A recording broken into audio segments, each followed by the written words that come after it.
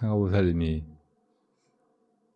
갑자기 시켰는데 일상에서 너무 편안하게 혼자 노래하듯이 노래가 저절로 샘솟아나듯이 해서 잘 들었습니다. 수행을 해갈수록 노래를 내가 힘들게 부르는 게 아니고 안에서 무엇인가가 노래한다는 것을, 그러니까 노래가 안에서 솟아나온다는 것을 느끼게 될 거예요. 우리가 살아가면서 하는 모든 일들이 사실은 어제 말씀드린 대로 내가 하고 있는 게 아니고 다른 무엇인가가 하고 있어요. 그 다른 무엇인가가 나 아닌 남, 저 하늘에 있는 신이나 뭐 자연이나 우주의 법칙이나 뭐 그런 게 아니고 사실은 진짜 나예요. 어떤 때는 내가 어떤 의도를 일으키고 그 의도에 따라서 일부러 뭐 할 수 있던 바로 그거라고요. 근데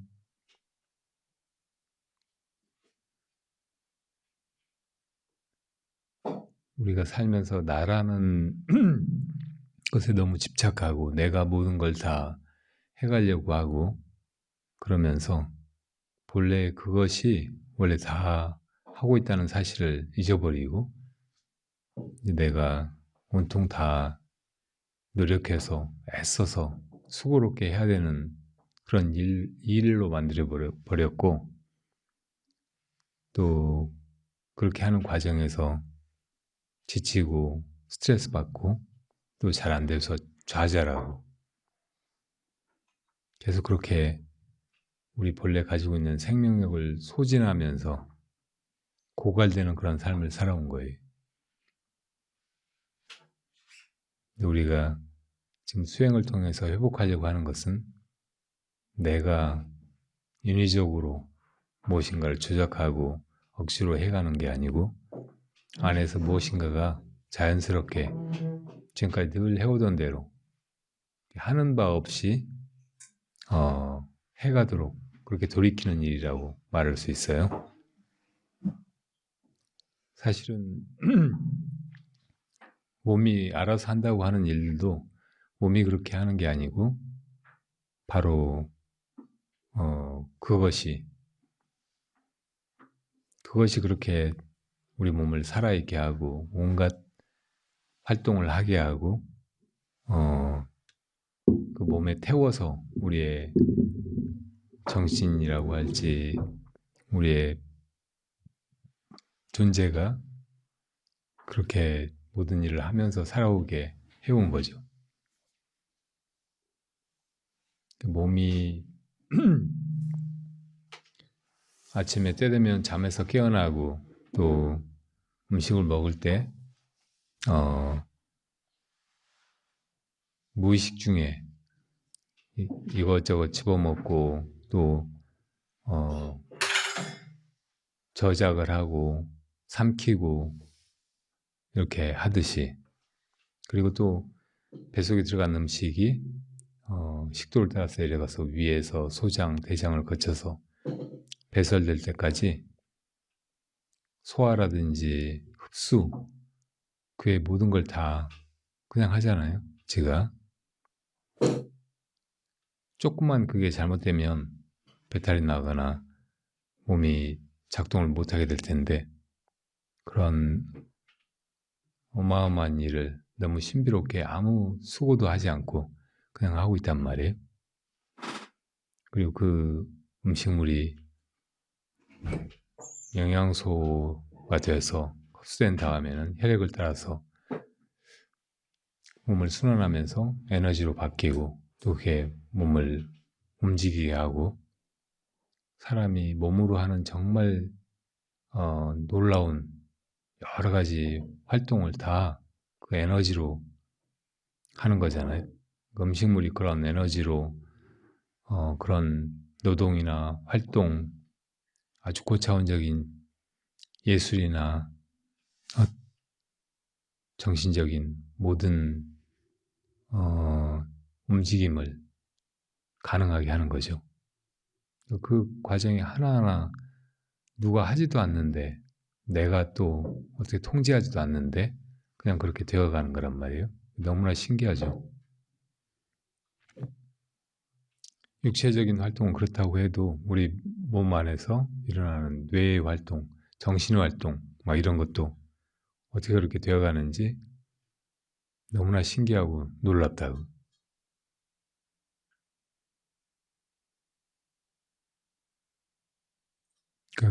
그런 자연스러운 흐름, 우리 안에 그 참 주인공이 해가는 그 활동에 일치하는 것, 거기에 나를 맡기는 것, 혹은 내가 인위적으로 조작하려고 하는 대신 무엇이 하고 있는지 그냥 물으면서 신기해하면서 찬탄하면서 놀랍게 순간순간 경이롭게 그렇게 살아가는 것이 우리가 수행을 통해서 배우는 것입니다. 아주 복잡하고 어려운 일 같지만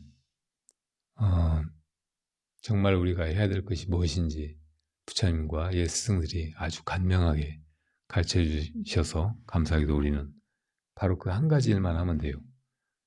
정말 무엇이 이 모든 일을 하고 있지? 이렇게 묻기만 하면 되는 것입니다.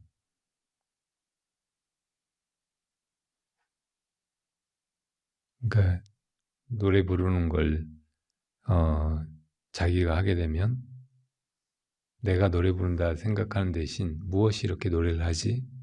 이런 물음과 함께 나는 사실은 묻고만 있는데 노래가 저절로 나오게 그렇게 해보는 거예요. 그리고 그 노래를 듣는 사람들은 무엇이 이 노래를 듣고 있지? 이렇게 묻기만 하는 거예요.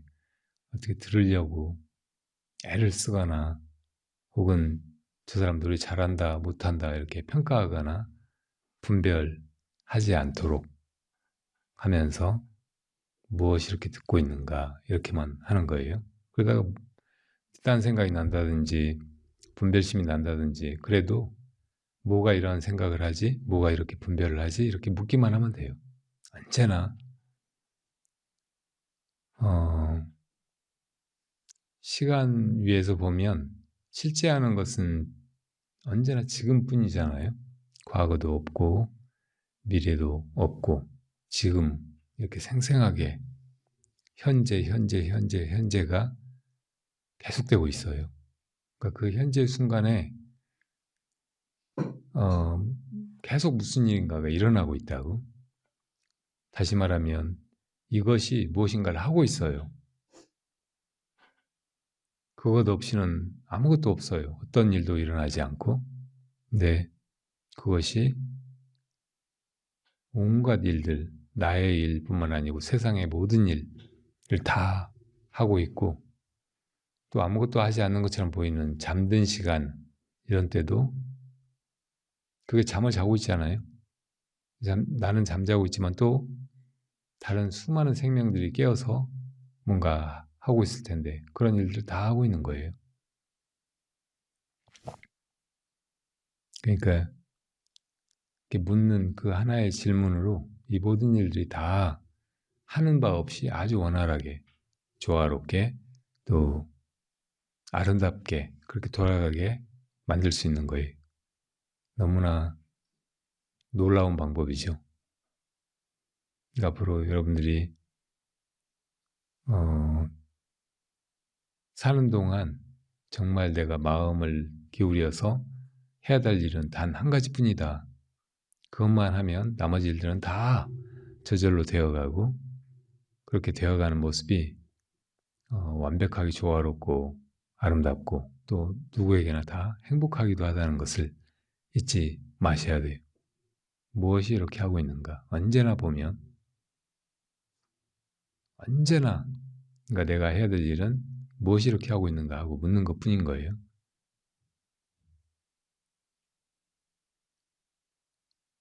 그것을 방해하는 우리 안에 불쑥불쑥 무슨 생각이 일어나게 하고 내 주의를 딴 데로 팔리게 하고 하는 그런 힘이 계속 작용하고 있다고 해도 그런 속에서 내 질문만 뚜렷하면 하나도 문제될 것이 없어요. 그리고 점점 내가 이렇게 묻는 것은 자연스럽게 되어가고 그리고 업의 힘은 약해져가고 그러니까 이게 처음에는 어렵게 느껴지지만 나중에는 점점 쉬워지고 아주 자연스럽게 아무런 노력 없이 그렇게 되어간다는 것을 믿어야 하고 또 그렇게 실제로 해보면서 아 이렇게 되는구나 하고 스스로 확인해야 돼요. 그렇게 한 가지 일, 무엇이 이렇게 해가는가 이 묻는 한 가지 일만 뚜렷하고 그거를 계속 심화시켜 갈 수 있으면은 지금까지 우리가 살아오면서 가졌던 수많은 괴로움, 문제, 또 고달픔, 슬픔, 두려움, 불안, 걱정 이런 게 다 없어져 버려요. 그게 바로 열반의 상태라고 그런 게 다 사라진 아주 편안하고 당당하고 완벽하게 자유롭고 그 무엇도 불만스럽지 않은 그런 존재감이 이제 점점 뚜렷해지고 자리를 잡고 이제는 거기서 벗어나지 않게 되어갈 것입니다. 차 마실 때는 무엇이 이렇게 찻잔을 들고 기울이고 또 차를 들이키고 음미하고 하는가 이렇게 묻고 빵을 먹을 때도 그렇게 하고 그리고 지금 차담 시간은 차만 마시는 게 아니고 법담을 하는 시간이에요. 그러니까 여러분들이 평소에 궁금했던 거나 지금 떠오르는 질문이 있으면 물으면 제가 대답을 해드리도록 하겠습니다.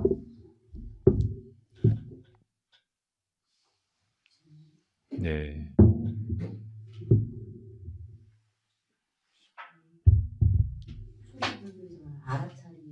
네.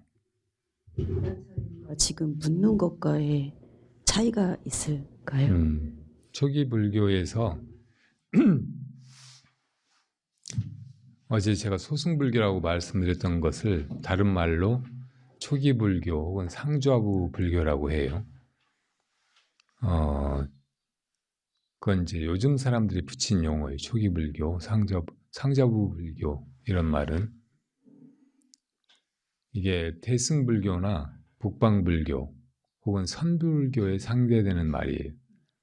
초기라는 말은 그러니까 부처님이 처음 설법하셨을 때 그때 드러내신 불교 이런 뜻이기도 하고 그 불교 역사에서 나중에 이제 대승불교는 부처님 입적하신 뒤에 한 500년 뒤쯤부터 생겨났다고 그렇게 학자들이 말하거든요. 대승불교 혹은 대중부불교가 부처님이 설하신 게 아니고 나중에 불교 역사가 흘러오면서 후대에 학자들이나 그 고승들이 만들어냈다고 이렇게 이야기를 해요. 그러니까 그게 잘못된 거예요. 제가 보기에는 우리가 지금 흔히 독송하는 반야심경이나 금강경, 뭐 법화경, 화엄경 뭐 이런 경들이 다 부처님이 직접 설하신 게 아니고 나중에 대중부의 그 학자들이나 스님들이 그런 경전을 만들어냈다는 거예요. 너무 어이없는 얼토당토하는 진짜 이제 불교도라든지 수행하는 사람들 같으면 납득하기 어려운 그런 주장이에요. 그런 주장이 어디서 나오느냐면 요즘에 학자들이 학문적으로 옛날 역사라든지 혹은 그 과거의 일들을 규명을 하잖아요. 증거라든지 어떤 문헌 이런 걸 비교 검토해 가지고 어떤 결론을 도출한다고. 그러니까 그렇게 주장하는 근거는 대승 경전들이 나중에 경전으로 정착되었다는 것이에요. 그러니까 이 부처님의 경전이 부처님이 이러이런 말씀을 하시고 이러이러하게 가르치셨다 하는 그런 내용을 정리한 것을 결집이라고 하는데, 경전 결집이 처음부터 문자로 된 게 아니에요. 한 300년 정도는 그냥 구전으로 다 암송해가지고, 암송한 것을 다른 사람이 또 이제 듣고 그걸 암송하고 이런 식으로 구전되어 왔다고.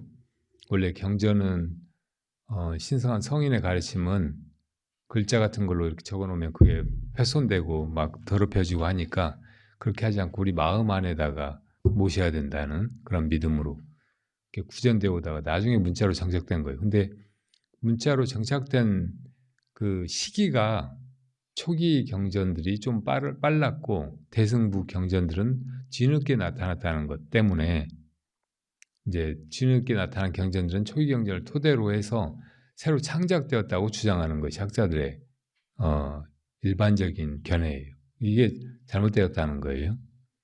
그러니까 경전뿐만 아니고 부처님이 어떤 분이었는지 혹은 부처님이 뭘 깨달으셨는지 이거는 수행을 통해서 자기 지혜가 밝아져가지고 부처님과 같아져가지고 그런 안목으로 살펴야 정확한 것이지, 학자들이 연구하듯이 무슨 자료라든지 문헌 이런 것을 이래저래 고증해가지고 그렇다고 결론 내려버리면 아주 엉뚱하고 잘못된 그런 결론에 이를 수 있는 거예요. 어쨌든 그런 식으로 대승 경전들이나 선불교는 후대에 인도에서 그리고 나중에 중국에서 일어나고 그랬다고 주장하는 학자들의 그런 분류에 의해서 초기 불교 이런 말이 생겨났다고. 그러니까 대승불교나 선불교는 후기에 불교 역사가 흘러오면서 이제 나타났거나 만들어졌거나 주작됐거나 불교가 조금 변형돼 가지고 새로 생겨났다고 그렇게 주장하는 것들이라고. 근데 대승 경전들을 잘 살펴보면 거기에 초기 불교하고 어긋난 것이 아무것도 없어요. 초기 불교의 용어라든지 개념, 교리 이런 것들이 다 그대로 들어있는데, 그대로 들어있을 뿐만 아니고 더 높은 것을 이야기하고 있는 거예요. 그러니까 이것이 새로 생겨난 불교와 전혀 다른 엉뚱한 다른 것이 전혀 아닌 거예요.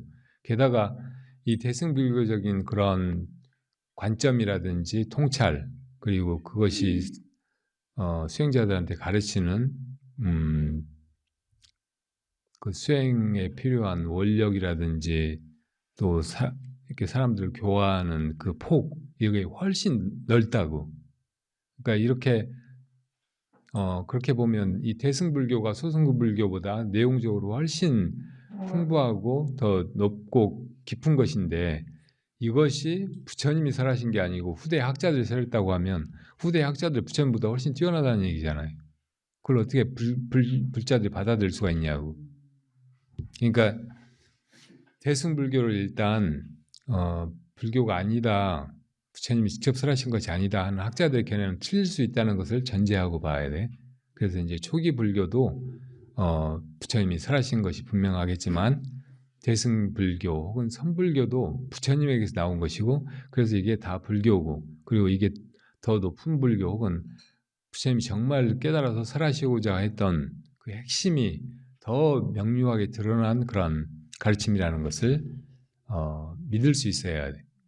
그래서 이제 선수행을 하려면은 대승불교나 선불교에 대한 기본적인 믿음, 이게 부처님이 직접 설하신 거고 깨달으신 거고 그렇다는 것을 받아들이고 나서 시작해야 된다고.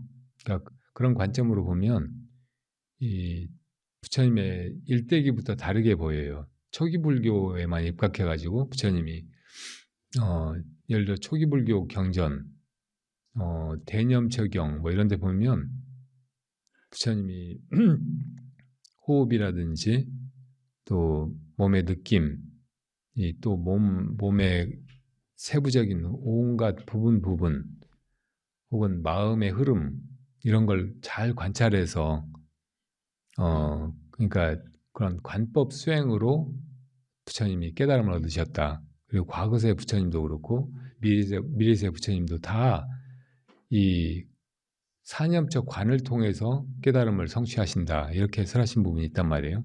그러니까 그 부분만 딱 믿고 이제 다른 대승경전이나 선불교를 보면 좀 사념적 관을 얘기하고 있지도 않은 것 같은데 저게 불교라고? 그럼 저건 불교가 아니야 이렇게 생각하게 된단 말이에요. 그러니까 그런 식으로 초기 불교에만 입각해서 불교를 가르치고 또 선을 지도하고 하는 남방의 그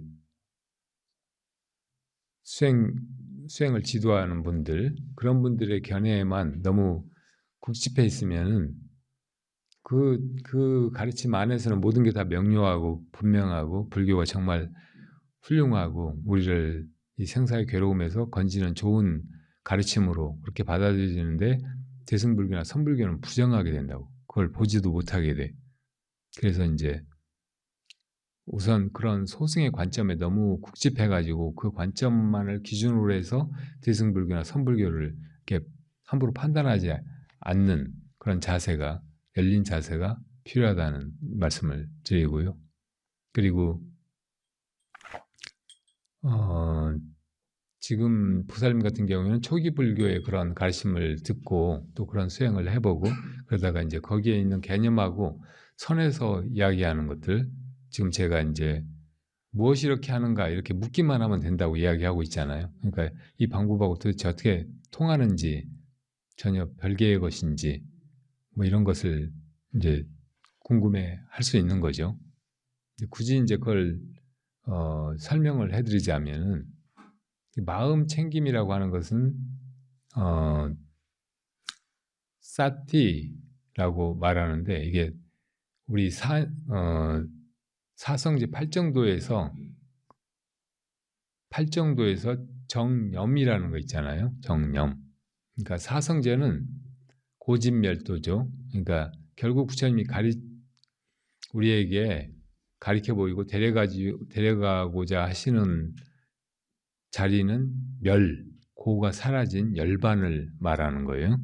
근데 그 열반에 이르려면 먼저 이 존재계 전체가, 우리 존재 자체가 다 괴로움이라는 것을 먼저 잘 깨달아야 돼. 그래야 괴로움에서 벗어날 마음을 일으키거든요. 그래서 이제 이게 다 괴롭다는 것을 잘 보라는 거예요. 알고 보면 다 괴로워. 우리가 살면서 어떤 건 즐겁고 어떤 건 괴롭다고 생각하는데 즐거움이라고 하는 것도 잘 들여다보면 그게 뭔가 고요한데 물결이 일어나는 것처럼 혹은 아무렇지도 않은 편안한 상태에 있다가 무슨 자극을 받은 것처럼 약간 괴로운 상태예요. 그 신경 같은 거 연구하는 사람들도 예를 들어 어디에서 쾌감이 느껴진다. 그럼 이 쾌감도 자극이래요. 그러니까 없는 것만 못한 거예요. 그러니까 가려울 때 우리가 긁으면 시원하잖아. 시원한 느낌은 좋은 것 같지만 사실은 처음부터 안 가려운 것만 못하잖아요. 그런 것처럼 우리가 느끼는 즐거움이라고 하는 것도 다 신경이나 우리 마음이 무슨 자극을 받아가지고 고통을 느끼고 있는 건데 고통의 신호를 보내는 건데 그것을 우리가 좋다고 분별하고 있는 거예요. 마음속으로 그렇게 해석하고 있는 것에 불과해요. 그리고 우리가 어떤 것을 좋다고 생각하면 그걸 계속 추구하고 집착하는 성향이 생기잖아요. 근데 대상은 그대로 있지 않고 무상해서 다 없어져 버린단 말이에요. 그러니까 그게 없어져 버리고 더 이상 잡을 수 없고 하면 그 순간은 괴로워. 분명히 즐거움을 주었던 것인데 그게 영원히 그대로 있지 않으니까 반드시 나중에는 괴로움으로 바뀌어 버리는 거예요.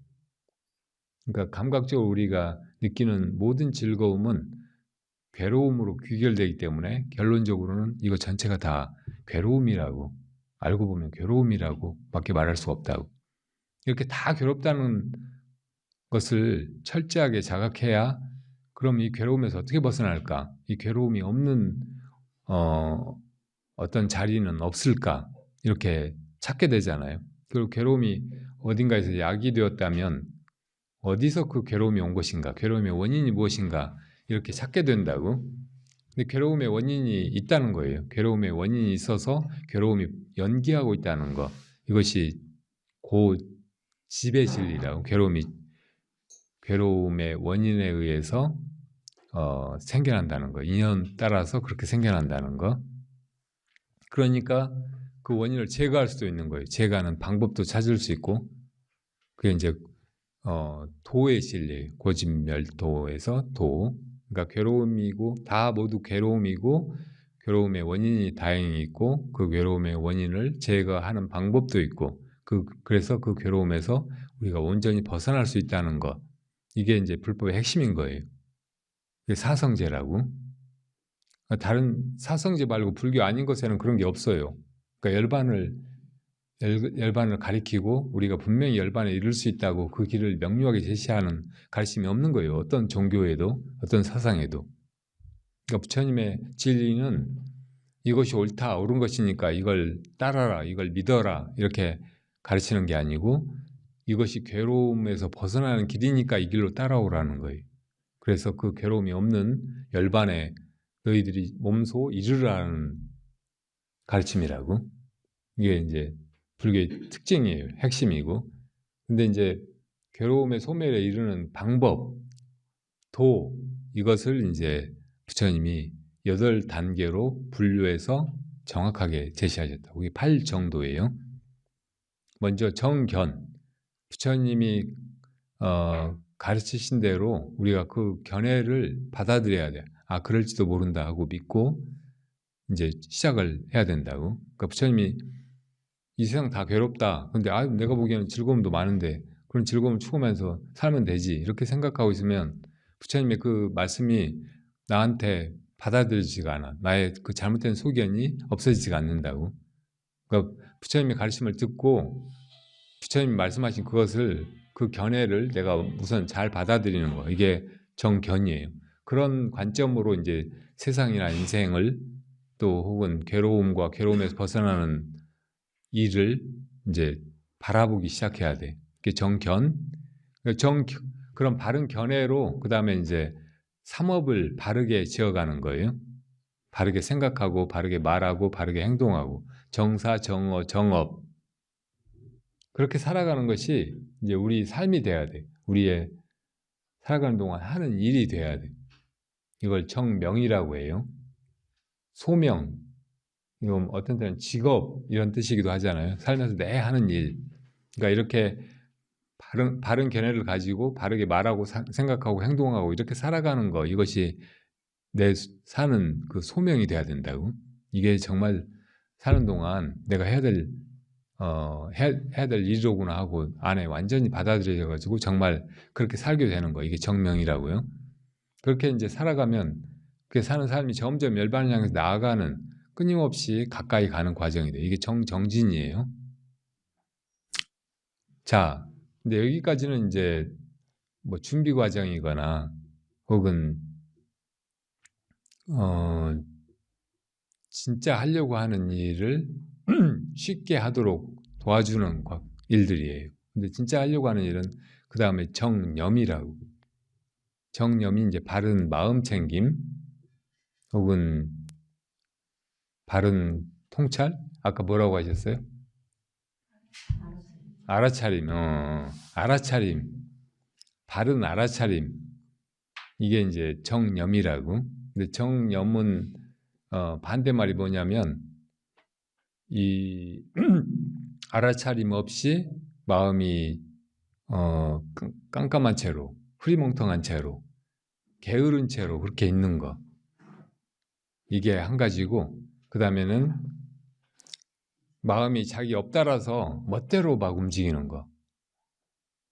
이 두 가지가 이 정념의 반대 말이에요. 그러니까 마음이 게을러지고 흐리멍텅해지고 하는 것을 해태라고 해요. 해태, 어려운 한자 말로. 그리고 마음이 멋대로 움직이는 거, 막 온갖 짓을 하고 해찰하고 막 방종하고 하는 거, 이런 거를 방일이라고 해요. 그러니까 이 해태와 방일로부터 마음을 잘 챙기는 거, 이것이 정념이라고. 그렇게 하려면 먼저 필요한 것이 알아차리는 거예요. 아, 내가 지금 게으름을 부리고 있구나. 혹은 내 마음이 멋대로 움직이고 있구나. 이걸 살펴야 돼. 그렇게 알아차리려면 먼저 봐야 되잖아요. 이렇게 보는 것을 관이라고 하고, 그렇게 이제 알아차리는 것은 내가 이러고 있구나, 내 마음이 이렇게 움직이고 있구나 하고 그걸 살펴서 스스로 이제 인식을 하는 거죠. 이게 다 이제 정념이라고 하는 것이라고. 그래서 이제 그 정념을 하기 위해서 부처님이 염처, 어디다가 마음을 두어서 그걸 알아차릴 것인가, 이 대상으로 4가지를 이야기하셨다고. 그게 사념처, 신수, 심법이라고 하는 거예요. 우리 몸, 자기 몸의 움직임이라든지 몸의 그 내부, 이렇게 우리가 자각하지 못하지만 제일 쉽게 자각할 수 있는 것은 호흡이 계속 일어나고 있잖아요. 이걸 관한다든지, 그리고 더 깊이 들여다보면 내 안에 내부에서 온갖 움직임들이, 피도 순환하고 심장 박동 따라서, 그리고 뭐 소화도 일어나고 있고, 또 그 밖에 모든 내가 안 움직이고 있어도 그런 활동이 일어나고 있잖아요. 그런 걸 면밀하게 관찰하는 거예요. 부분 나눠서 관찰하기도 하고, 또 이게 다 무상하다는 그런 관점으로 관찰하기도 하고, 또 깨끗하지 않다는 관점으로 관찰하기도 하고, 뭐 어떤 식으로든 잘 몸을 관찰하는 거. 이게 이제 신수심법 가운데 신의 관이에요. 그 다음에 몸에는 계속 느낌이 일어나고 있잖아요. 그리고 마음에도 기분이 좋고 나쁘고 혹은 무덤덤하고 한 이 느낌들이 계속 바뀌어가고 있다고. 이걸 잘 관찰하는 거. 이게 수의 관이에요. 그 다음에 마음도 이런저런 생각이라든지 감정 막 이런 데 계속 휘말려서 계속 변화하고 있잖아요. 이것을 관찰하는 거. 그대로 내가 이런 생각하고 있구나. 이 생각으로 또 바뀌었구나. 이 생각은 지나가는구나. 또 이 생각이 새로 일어나는구나 하고, 그렇게 이제 잘 보고 그걸 알아차리는 거. 이것이 그전에 이제 멋대로 움직이던 마음, 방일, 그리고 그냥 그런 알아차림이 없으면 그냥 흐리멍텅해져 가지고 잠들어 버리고 그냥 게으름 부리고 그냥 그 상태가 좋다고 그렇게 퍼질러 있는 거.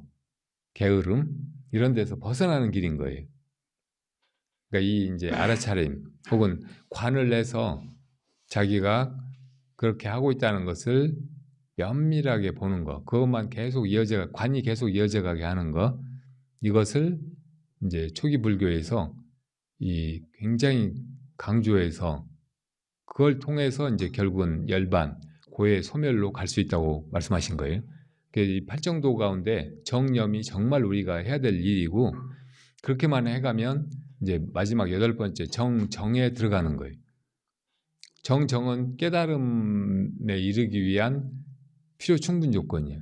정정에만 들어가면 깨달음은 자연스럽게 일어난다고. 그리고 정정의 특징은 다 이 정사, 정견부터 정까지 다 정자가 붙어 있잖아요. 그래서 팔정도라고 하는데, 이 바르다는 것에 무슨 의미가 있느냐? 다 열반으로 이르게 한다는 말이에요. 이 길로, 바른 길로 가야 원하는 목적지에 갈 수 있잖아요. 그래서 이 정정에 들어가야 되는데, 정정의 특징은 마음이 아주 고요해진 거, 마음의 움직임이 없어진 거, 이걸 정이라고 한다고. 근데 그렇게 마음이 그냥 고요히 움직이지 않고 있으면 그게 정은 정인데, 정정이라고 할 수는 없어요. 정정이 되려면 깨어있는 채로 고요해야 돼. 깨어있는 채로 마음이 아무 움직임 없이 그대로 있어야 된다고. 그러니까 그 상태로 있으면 마음이 이런 거구나 하고 자각이 그냥 일어나는 깨달음이, 그러니까 거기로 들어가려면, 정정에 들어가려면 정념을 통해야 되는 거예요.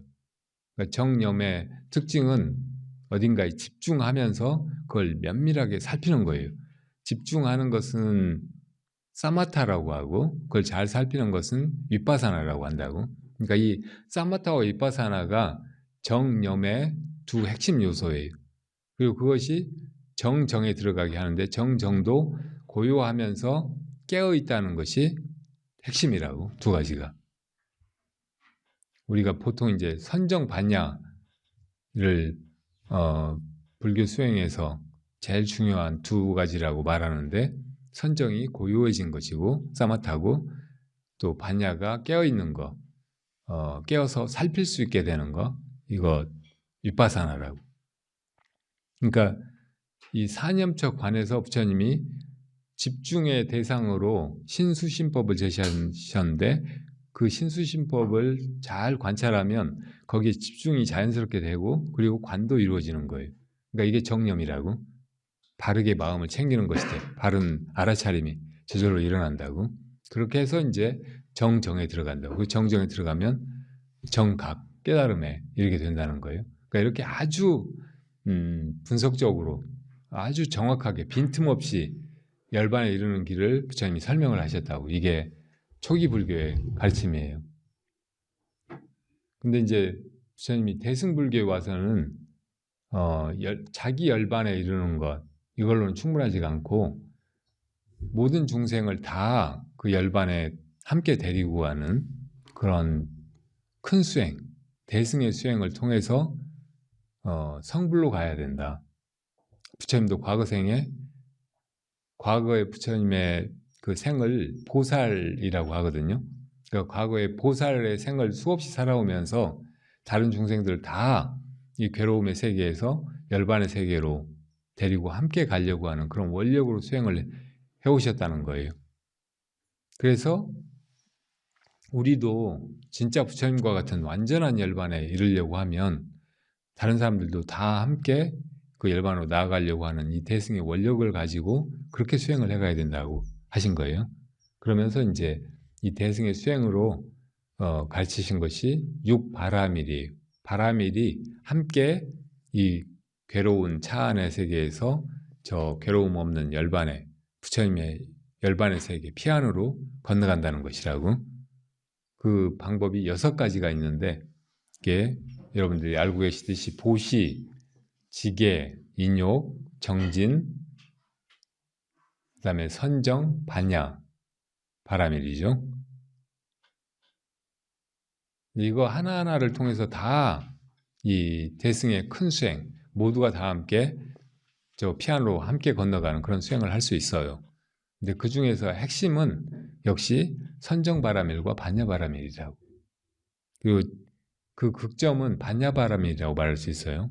그러니까 아까 소승에서도 사실은 사념처 관이니까 사념처에 집중해서 사마타를 통해서 관하니까 윗바사나, 이 2가지가 합쳐진 수행으로 열반에 나아가게 정정에 들어가고 깨달음에 이르게 되는데 이 대승 수행에서도 선정과 반야, 이 2가지가 축이고 제일 중요한 거라고 말했잖아요. 그러니까 어쨌든 부처님 가르침은 다 열반에 이르는 길이고, 열반에 이르는 길로서 소승, 대승 혹은 일불승, 선 막 이런 거 어떤 식으로 가르쳐졌다고 해도 그 핵심은 다 똑같이 선정과 반야예요. 사마타와 윗바사나라고.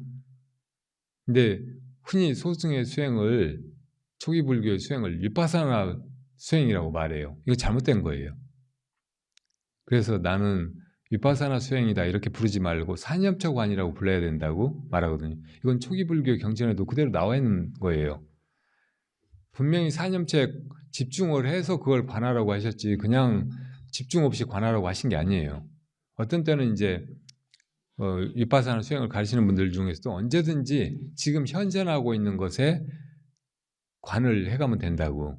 그래서 이제 지금 내가 말하고 있다 그러면 이 말하고 있는 것을 여기에 관하고, 그 다음에 무슨 생각이 났으면 생각에 관하고, 또 뭘 보면 보는 것에 관하고, 이렇게 계속 변화해 가도 괜찮으니까 지금 현존하고 있는 거기에 그냥 관을 하면 된다고 이렇게 말하고, 그 관을 하면 그 찰나찰나에 삼매가 이루어질 수 있다고 말해요. 삼매는 아까 이제 정에 들어가는 것이. 근데 이게 아무리 찰나삼매고 순간적으로 어디에 다른 것에 집중해가지고 관을 하는 것이라고 해도 분명히 집중이 이루어져야 그 삼매가 일어난다고. 그러니까 아무리 어떤 식의 윗바사나를 가르친다고 해도 거기 집중이 없는 윗바사나는 없는 거예요. 대상을 분명히 딱 정해가지고 거기 집중해가지고 관을 하는 거지. 대상 없이 뭘 관해요. 그러니까 모든 윗바사나 수행은 사실은 사마타가 있는 윗바사나 수행이라고. 그러니까 이 위파사나 수행이라고 하는 것에도 사마타 위파사나가 핵심으로 다 들어있는 거예요. 이게 불교 수행의 특징이라고. 부처님이 그렇게 해서 깨달으셨거든요. 사실은 이 사마타 위파사나를 통해서. 다시 말하면 부처님의 경우에는 이 모든 생명들이 다 어디서 왔다가 어디로 가는가, 이게 화두였어요. 이게 정말 궁금했거든요. 어릴 때부터. 그러니까 어릴 때 농경지에 따라 나갔다가 땅속에서 이 군뱅이가 쟁기 끝에서 나왔는데 그걸 새가 쪼아먹고 날아가 버리는 걸 보고, 아, 저렇게 살아있는 게 순식간에 없어져 버린단 말인가? 이렇게 더덥고 괴로운 게 생명인가? 이런 생명이 그럼 뭐하러 이 세상에 오지? 어디서 온 거지? 괴로움이 없는 세계는 혹시 이 세상에 오기 전에 어디가 아닐까? 또 우리가 죽어서 가는 곳이 거기가 아닐까? 이런 생각을 하다가 도대체 우리가 어디서 왔지? 나는 어디서 왔지? 내가 분명히 어디서 온 것 같은데 내가 어디서 왔는지를 내가 모른다니 이게 말이 되는가? 이런 생각이 들어가지고 깊이 도대체 내가 어디서 왔는가 이렇게 우리가 요새 하듯이 화두를 들고 이렇게 몰입해 들어가다가 선정에 들어간 거예요. 근데 나중에 이제 그때는 이제 농경지가 끝나가지고 사람들이 공부로 데리고 와버려가지고 더 이상 수행을 못했지만 계속 그런 의문은 있었던 거예요. 근데 출가해가지고 부처님이 두 외도 스승을 찾아가잖아요. 그 외도 스승한테 배운 건 선정만 닦는 거예요. 선정으로만 들어가는 거예요. 마음이 고요해진 상태로.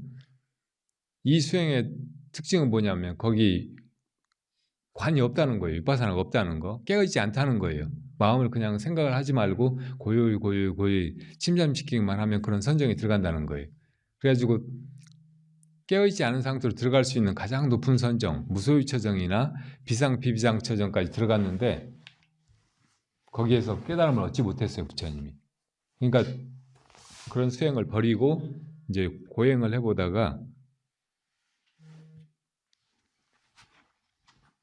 고행도 열반에 데려다 주지 못하니까 그럼 뭐가 열반에 이르는 길일까 고민하다가 부처님 어릴 때 혼자서 우리가 어디서 왔다가 어디로 가는 걸까, 이 화두를 들고 들어갔던 선정을 떠올린 거예요. 그리고 그 선정하고 두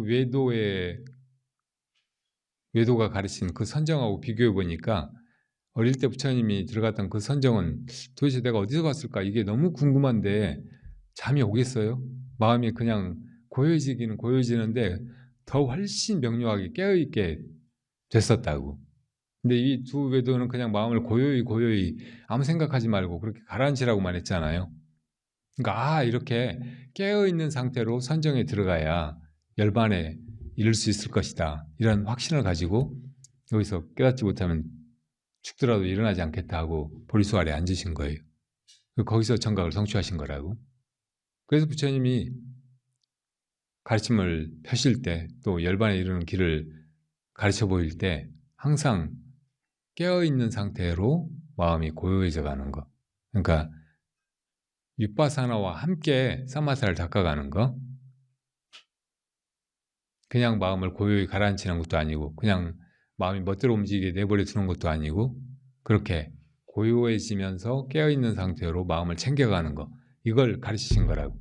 그래서 불교 수행에는 다 이게 핵심으로 들어있어요. 아까 사념처관에도 사마타 위파사나가 들어있고 그 다음에 대승의 선정 반야바라밀도 같이 닦아가는 거고, 그리고 화두에도 부처님이 어디서 왔다가 어디로 가는가 이 화두를 가지고 하셨잖아요. 여기에도 집중이 거기로 그냥 된다고, 그 질문에 집중이 당연히 됐잖아요. 그리고 그걸 알려고 하니까 궁금해하니까 어떻게 잠이 오겠어요. 고도로 깨어있는 상태라고. 위파사나가 고도로 발현된 상태인 거예요. 화두 들고 하는 수행은 사마타 위파사나가 어떤 최고조로 다 발현된 상태라고. 사념처관만 해도 어떤 관의 대상이 있잖아요. 뭐 대승수행에서 예를 들어 연부를 한다 그러면 관세음보살 이렇게 부처님의 명호 여기에 집중해가지고 계속 그걸 반복하잖아요. 그걸 보면서. 그런데 우리가 어디서 왔을까? 이건 집중이 어디에 돼 있는 거예요? 그 질문에 되는 게 아니고 질문 너머의 답에 돼 있어요. 지금 떠오르지도 않는 답에. 그러니까 모든 집중은 밖으로 막 산만하게 흩어지던 주의를 한 곳에 모으는 것이라고. 근데 집중이 완벽하게 이루어진 상태는 마음이 마음 자체가 돼버린 거지, 마음이 어디 한 가지에 관심을 두거나 그걸 보고 있는 상태가 아닌 거예요.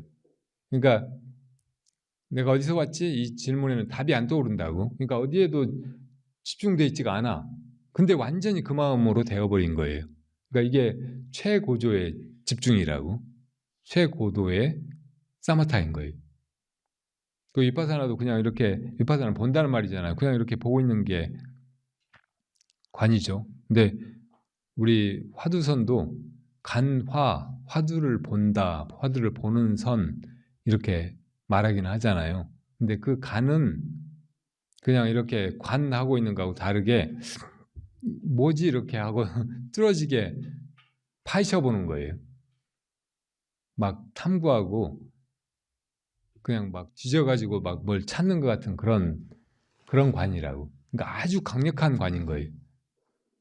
그러니까 가장 강한 사마타와 가장 강한 위파사나가 바로 결합돼서 한 덩어리로 그냥 되게 만드는 게 화두라고. 그 하나의 질문 속에 다 들어있는 거예요. 이게 알아차림이 없어요? 뭘 알아차려요? 못 알아차려요. 답이 안 떠오르니까 뭘 알아차리는 것도 없는 것 같지. 그렇지만 그런 상태를 스스로 당연히 깨어있으니까, 고도로 깨어있으니까 알지. 그걸 몰라요? 흐리멍텅해져가지고 내가 무슨 상태인지 모를 수가 있냐고.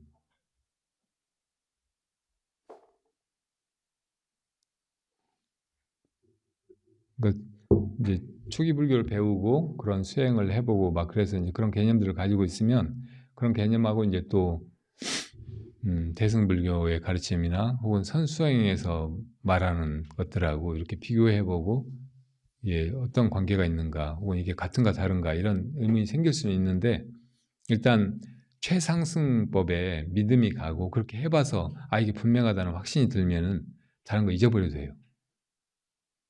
대승경전을 많이 보면 부처님이 소승의 마음을 가지고 수행하려고 하는 것을 계속 그건 안 된다, 그건 잘못된 것이다, 거기서 벗어나야 된다, 이렇게 계속 소승을 꾸짖고 힐난하고 하는 말씀들이 많이 나오거든요.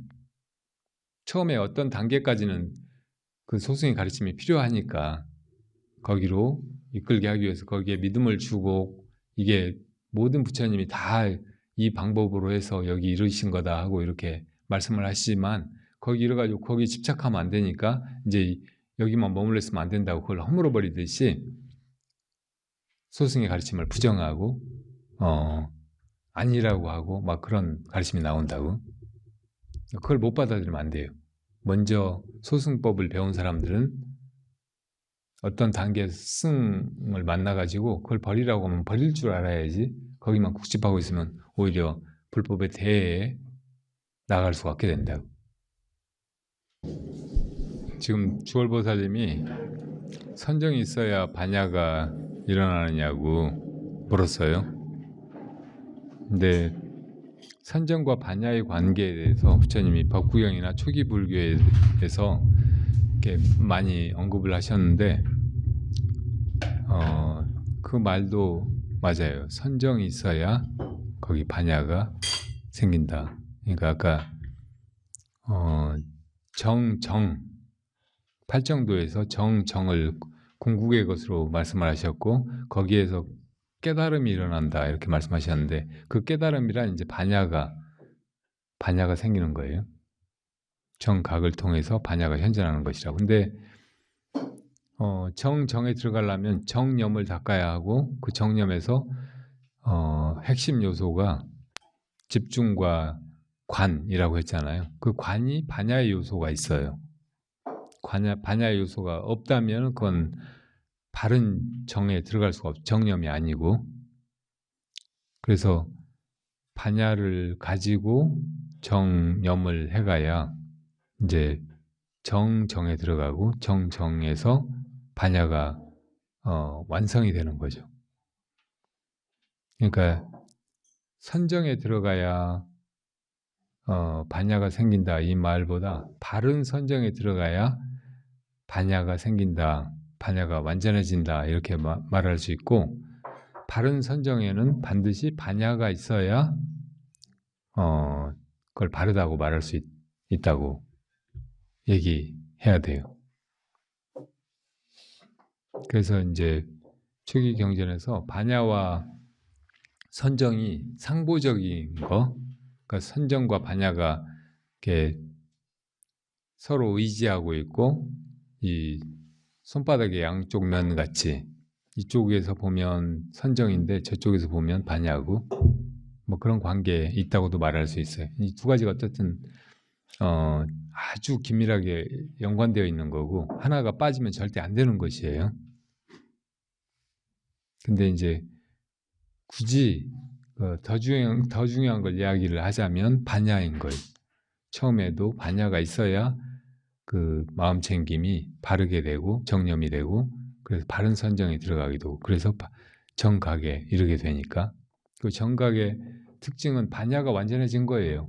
그냥 고요함에 들어간 거, 이것이 목적이 아니고 반야가 완전해져야 깨달음이 일어나고, 그리고 우리가 그동안 살면서 고통을 당해온 근본 원인이 문명이잖아요. 그 문명이 사라지게 되는 거예요. 반야가 완전해지면서.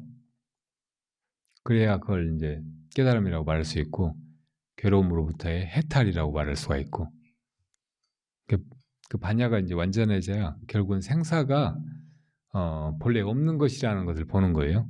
생사가 괴로움이에요. 근데 그 생사가 사실은 없는 것인데 있는 것으로 착각하는 거, 이게 중생의 무명이라고. 내가 있고 내가 이렇게 살고 있고 그리고 언젠간 죽을 것이다, 이렇게 중생이 무명 때문에 착각하고 있는 거예요.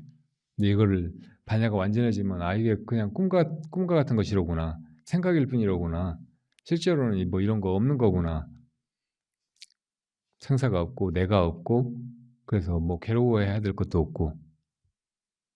네, 질문하시죠.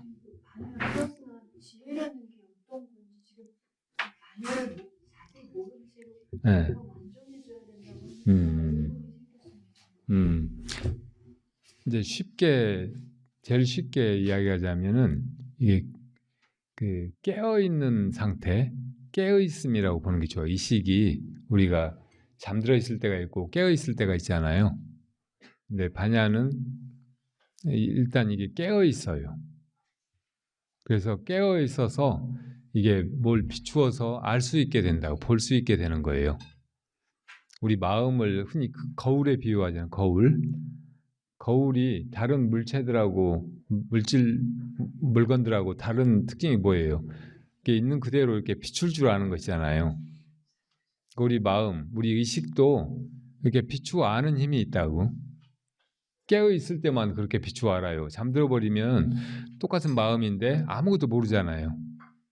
이게 이제 혼침, 무기, 무명의 상태고, 이제 그 반대 상태가 깨어 있음이라고. 그러니까 의식이 깨어 있는 거, 이걸 반야라고 일단 보면 돼요. 그리고 이제 그렇게 우리가 어떤 때는 잠들어 있지만 어떤 때는 어느 정도는 깨어 있으니까 뭘 볼 수가 있는 거라고. 일상 속에서 자기 마음도 볼 수 있고 또 자기 몸도 볼 수 있고 이 세상도 볼 수 있고, 그러니까 어쨌든 신수신법, 이것을 깨어 있어야 볼 수 있잖아요. 그러니까 그 깨어 있는 힘, 이걸 반야라고 말할 수 있고, 그 반야의 힘을 가지고 잘 보라는 거예요. 이게 사임처 관이라고.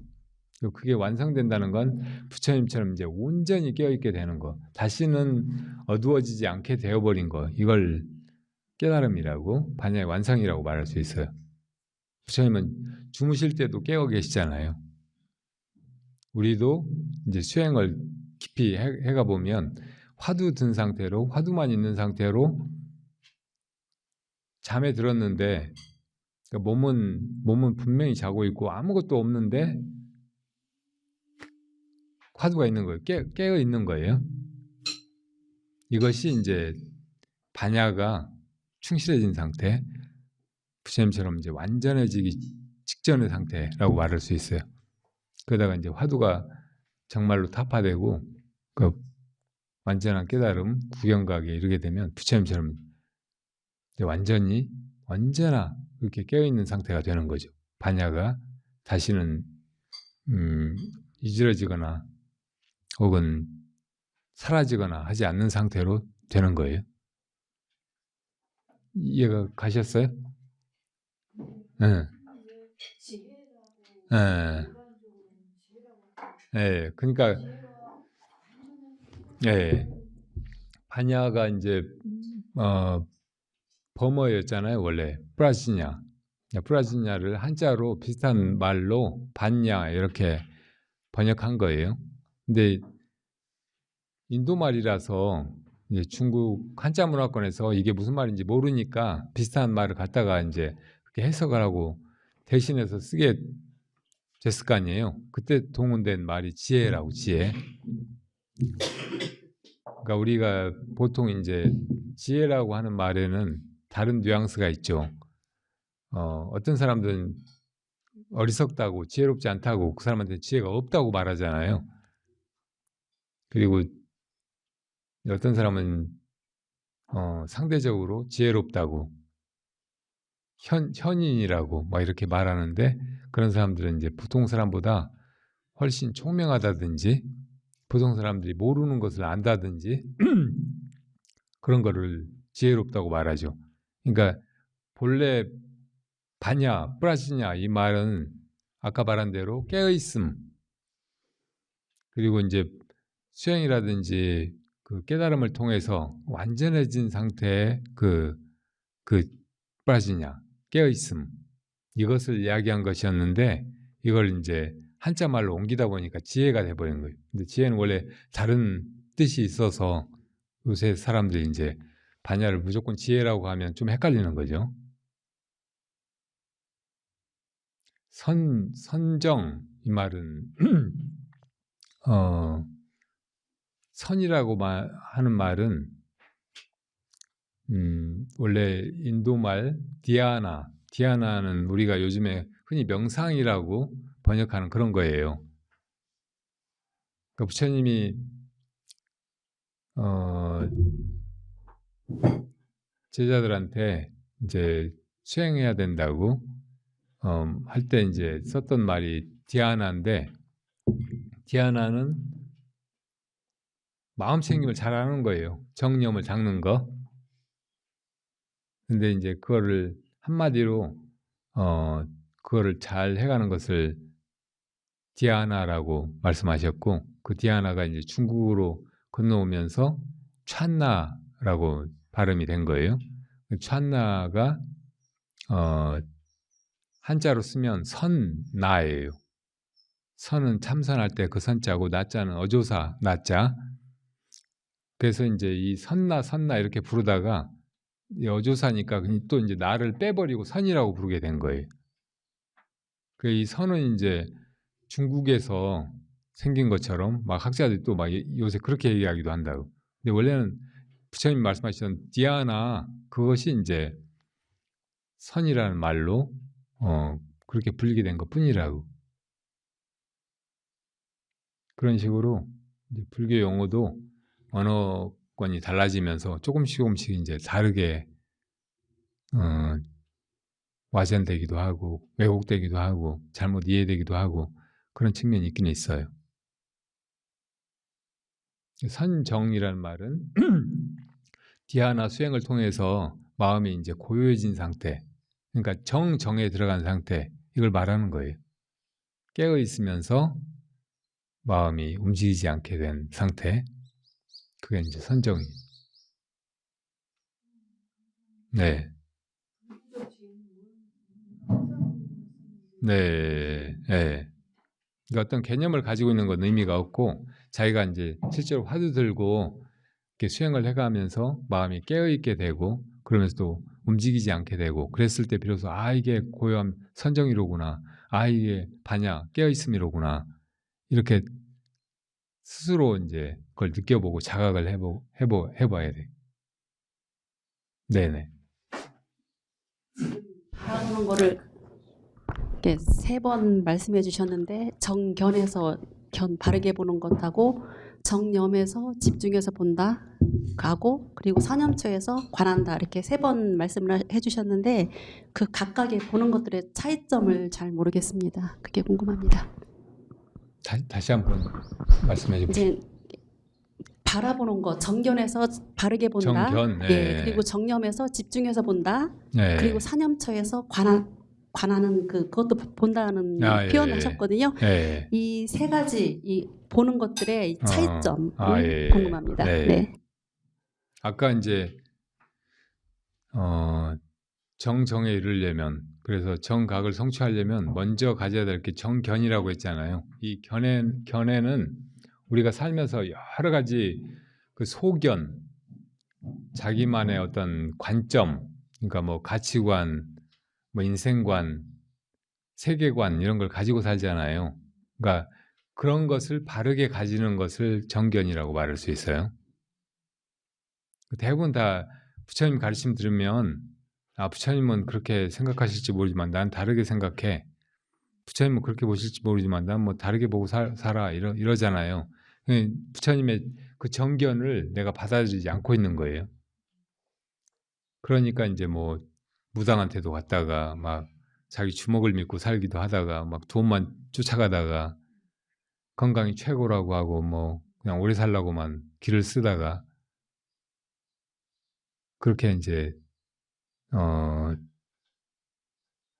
잘못된 인생을 실패한 인생을 혹은 허무하게 괴롭게만 끝나버릴 그런 인생을 살게 되는 거죠. 안 그러려면 부처님이 말씀하신 대로 이 세상이나 자기 인생이나 자기가 해야 될 일 뭐 이런 거를 바르게 보고 그런 관점으로 살아가기 시작해야 되는 거죠. 그게 정견이고요. 그 다음에 아까 정념, 바르게 마음을 챙긴다. 정념을 이제 아까 알아차림 이렇게 이제 번역하기도 했는데 제일 가까운 번역은 바른 마음 챙김이라고 저는 생각해요. 그러니까 우리 마음이 가만 놔두면 아까 말한 대로 계속 해태와 방일 이 속에서 왔다 갔다 해요. 그러니까 해태는 다른 말로는 혼침, 마음이 멍해지는 거, 깨어있지 않게 되는 거. 그 방일은 멋대로 움직이는 거, 산란한 거 이런 걸 말하는 거예요. 이 속에서만 계속 왔다 갔다 해. 그러니까 이 두 가지가 양쪽 극단인 거예요. 양변이에요. 근데 바른 마음 챙김은 이 양변을 떠나서 가운데로 마음을 잘 챙겨가는 것이라고. 마음이 고요해진다 싶으면 잠들어 버리는데 잠들지 않게 이렇게 세우고 마음이 좀 깨어있다 싶으면 막 산란하게 움직이는데 그러지 않게 깨어있으면서도 고요하게 이렇게 가운데로 모아가는 거란 말이에요. 그러니까 해태와 방위를 다 지향하고 고요하면서도 깨어있게 깨어있으면서도 고요하게 성성적적하게 그렇게 챙겨가는 거. 이것이 이제 정념이고 그렇게 이제 정념을 할 때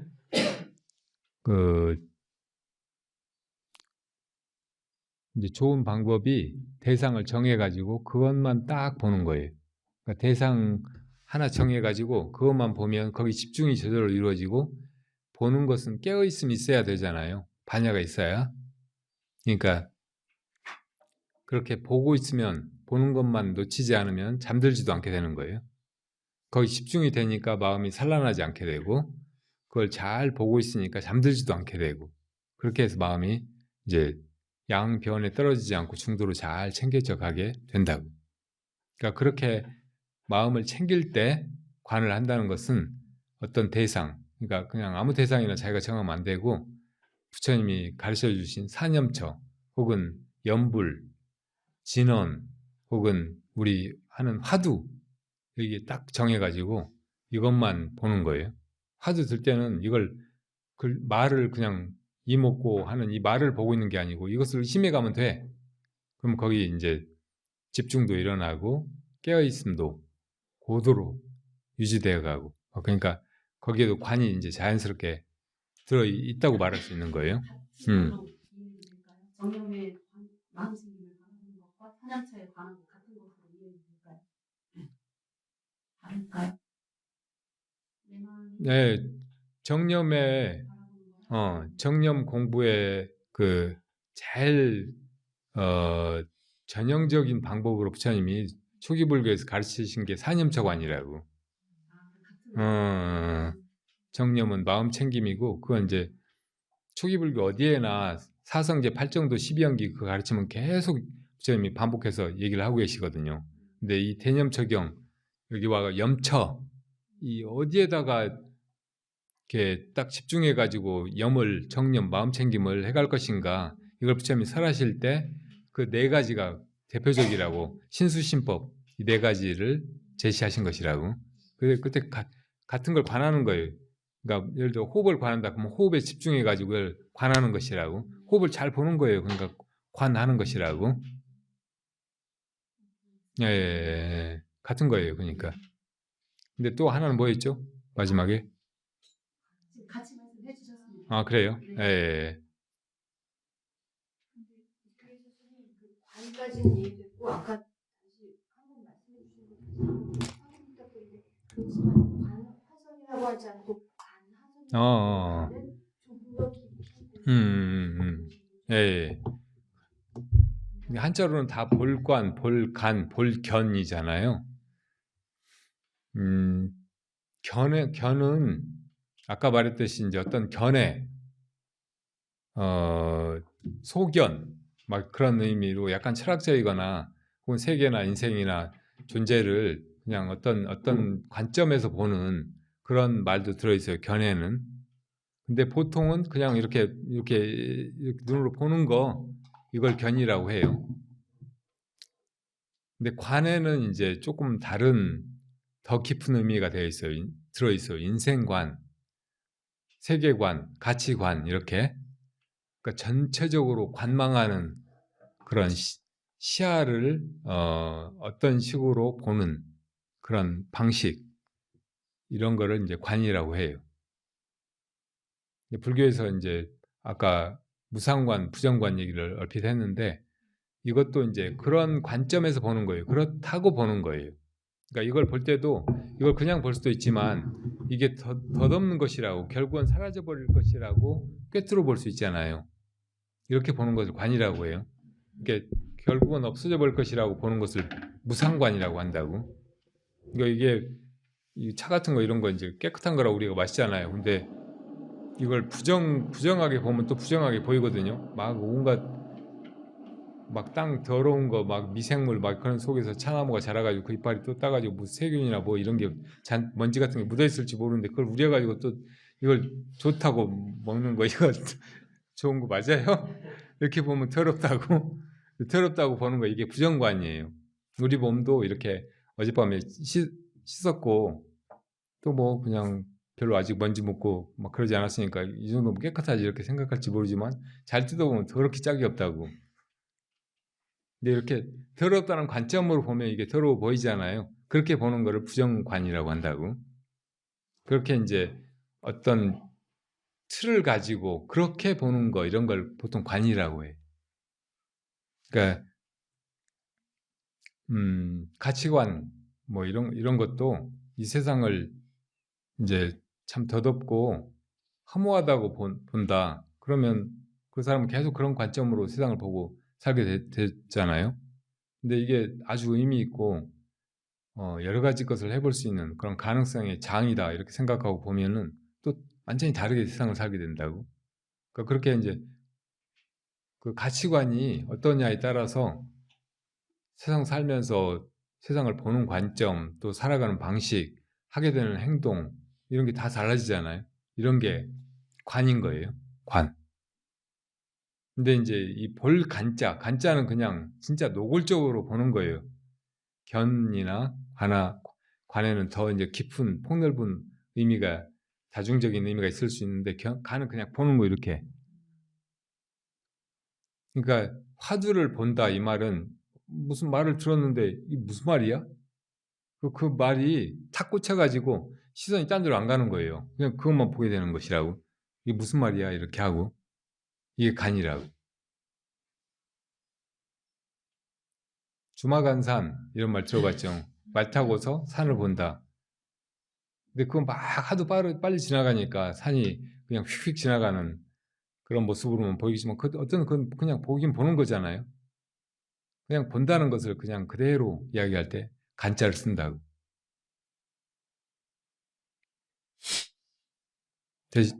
되셨어요? 예. 예. 그 저번에 봄에 음성에 한번 가서 스님께 그 초심자의 수행 방법에 대해서 이제 여쭤봤었는데 그때 이제 답을 잘 들었고요. 그리고 계속 수행을 하고 있는 수행이라고 해야 될지 모르지만 어쨌든 하루를 들어가면 계속 그런 생활을 하고 있는데요. 제가 궁금한 거는 이렇게 수행을 한 상태에서 이거구나 저거구나 이런 것들을 조금은 이제 생각을 하고 있는 상태에서 가까운 가족이 굉장히 좀 이렇게 좀 성향이 안 좋은 좀 사회에서 좀 안 좋게 말하는 그런 가족이 있으면 그 가족을 보면서 이제 어떻게 저기를 하면은 차라리 그냥 이렇게 따로 살아야 되겠다든지 아니면은 그냥 나이가 저기가 되면은 출가를 해버리고 싶다 뭐 그런 생각이 들 정도로 계속 이렇게 좀 이렇게 뭐라 그럴까 좀 괴롭힌다 그럴까요? 좀 그런 상태에 있는데 그런 사람을 같이 살면서 수행자로서 살려고 하면은 그 사람을 그냥 뭐 보리심을 발해서 이 사람도 어쨌든 구제해야 되겠다. 어쨌든 법을 전해서 뭔가 이렇게 변화하게 해야 되겠다라는 마음을 가지고 그걸 계속 이렇게 참고 수행하면서 이렇게 살아야 할지 아니면은 그걸 모르겠어요. 그거를 그냥 이렇게 다 버리고 포기하고라든지 제가 좀 그런 좀 혼란한 상태에 있어가지고 네. 누구나 다 한 번씩 살면서 부딪히게 된 문제고, 이런 사람들하고 같이 살아야 되나 이렇게 힘들게 대책도 없고 벗어날 길도 없는데 이렇게 매여서 있어야 되나 이런 생각이 다 누구나 들 때가 있고 출가나 해버리면 이런 꼴 안 보고 수행만 할 수 있을 텐데 이런 생각이 들 때도 있고 할 거예요. 소승의 길에서는 부처님이 분명히 그런 온갖 덧없는 관계, 속박, 애증에서 벗어나서 우선 내가 생사의 괴로움에서 환칠하게 벗어나야 된다고 말씀하셨어요. 그래서 초기 불교의 수행에 보면 대부분 살법의 대상자들이 스님들이 출가한 사람들, 그리고 출가를 굉장히 강조하시고 될 수만 있으면 출가해가지고 세속이 덧없는 그런 관계에 속박당해 있지 말고 완전한 해탈의 길로 나아가라고 그렇게 말씀하시죠. 근데 대승의 가르침을 보면 그 반대로 일체 중생을 다 제도할 원력으로 다 품고 함께 나가야 된다고 또 얘기를 하신단 말이에요. 그러니까 어떤 때는 이렇게 말씀하시고 다른 때는 또 다르게 말씀하시고 그래서 헷갈릴 수도 있는데 이 근기 따라 다르게 수용을 해야 돼. 그러니까 우리가 물에 빠졌다가 그 물에서 벗어나려면 자기가 헤엄쳐서 벗어날 수도 있겠지만 뭐 떼목 같은 걸 어서 찾아가지고 그걸 타고 벗어날 수도 있고 또 큰 배가 지나갈 때 나를 구해달라고 구조를 요청해가지고 거기서 벗어날 수도 있고 또 여러 사람이 빠져서 같이 힘들어하고 있다면 될 수 있으면 큰 배를 얻어가지고 다 함께 거기서 벗어나면 더 좋겠죠. 근데 그럴 수 없는 상황들도 있고 자기라도 먼저 벗어나야 되는 상황이면 그렇게 자기라도 벗어나야지. 나는 다른 사람들하고 같이 벗어나야 되니까 나는 저 뗏목 잡아타지 않을 거라고 할 필요는 없잖아요. 그러니까 자기 인연, 그때 그 상황에 따라서 이렇게 수승법이든 대승법이든 그걸 빌어가지고 이 생사의 괴로움에서 벗어나야 한다고. 근데 지금 보살님처럼 이게 이제 옆에 같이 사는 사람이 이렇게 힘들게만 하고 나를 수행도 못하게 하고 그럴 것 같으면 벗어나는 것이 좋아요. 근데 벗어나서 꼭 출가를 해야 된다고 생각하지 말고 마음속에서 벗어나는 거예요. 그런 걸 심출가라고 해. 저 사람이 내 남편이다 혹은 내 가족이다, 이것도 생각이잖아요. 그러니까 그 생각을 속에서 버려버리는 거예요. 표시 안 나게 모르게. 그리고 내가 잘 보면 나는 완전히 자유로운 존재예요. 꼭 누구의 마누라거나 누구의 엄마이거나 막 그럴 필요가 없는 그런 존재란 말이에요. 다 남남이에요. 그래서 우선 나를 그 답답한 속박에서, 괴로움에서 벗어나게 해가지고 내 마음을 수행에 기울이고, 그래서 내가 우선 편안해지고 수행의 그 보람, 기쁨, 행복감 이런 것을 얻어야 돼. 그리고 나서 내가 어떻게 하는가 봐요. 그럼 그전하고 다르다고. 같은 사람이지만 내가 훨씬 더 인자하게 너그럽게 대하게 되고, 또 그 사람도 어떻게 하면 도움이 될지 속에서 지혜가, 반야가 빛을 발하게 되는 걸 몸소 체험하게 된다. 그런 방식으로 그 관계를 풀어가야 돼. 그러니까 근본적으로는 다 이 생사의 괴로움에서 함께 벗어나야 된다, 이런 대승의 마음, 이걸 분명히 가지더라도 지금 단계적으로는 이 관계가 너무 억압적이고 내가 아무것도 해볼 수 없이 많이 매여서 내가 숨막혀 하고 있다고 느끼면 우선 이걸 벗어나란 말이에요. 심적으로. 그래가지고 내 수행을 착실하게 해가면서 이제 나중에 그 사람도 도와서 함께 나아갈 수 있는 길을 모색해보는 거예요. 그러니까 처음에 발심은 대승적으로 하지만 실제로 지금 내가 해나가는 건 분명하게 소승적인 그런 출가를 감행하는 거죠. 또 마음속에서 단단하게 해야 돼요. 어설프게 하면 안 돼요. 분명하게 그렇게 해가지고 내가 혼자라는 거, 이걸 느껴야 된다고. 그리고 감당하고, 그리고 이제 그렇게 혼자 떨어져 나와가지고 가만히 있으면은 습관적으로 계속 내 마음이 다시 이제 그 관계 그 분례 속으로 돌아가려고 하니까 내 마음을 수행에 기울여야 된다고. 그래서 계속 그 수행력이 쌓여가면서, 그리고 그 수행의 그 보람, 행복감, 선열, 막 이런 걸 스스로 느끼고, 그러면서 이제 그 전에 그 관계 속에서 받은 상처 이런 걸 스스로 치유해 가요. 그럴 때 비로소 이제 나한테 힘이 생겨가지고 저 사람 도울 수 있게 된다고. 그리고 이제 화두 들고 하는 수행에서는 이런 거 저런 거 다 필요 없어요. 다 필요 없고 그냥 화두만 들면 돼. 화두 들고 나아가면 자기가 어떻게 하려고 하지 않아도 다 우리가 이제 무엇이 이렇게 하는가 하는 참고하는 그 무엇이 알아서 해나가요. 세상 일을 다 그놈이 해나가고 있고 지금도 하고 있고, 내가 그걸 참고해가면 더 역력하게 내가 어떻게 하지 않아도 그게 다 정리해간다는 걸 알 수가 있다고. 출가를 할까 말까 이런 고민이 드는 사람도 그런 고민을 가지고 어떤 결론을 내려고 하지 말고 그냥 화두 들고 있어 보면 돼. 화두 들고 살아가다 보면 출가할 인연이면 출가할 인연이 이래저래 갖춰져가 출가하게 된다고. 근데 출가하지 않고 세상을 살아가면서 이제 이 수행을 완성하고 또 그래서 더 넓게 펼치고 그럴 만한 사람 같으면 그냥 출가하지 않고 화두 들고 수행을 충분히 해나가게 된다고. 그게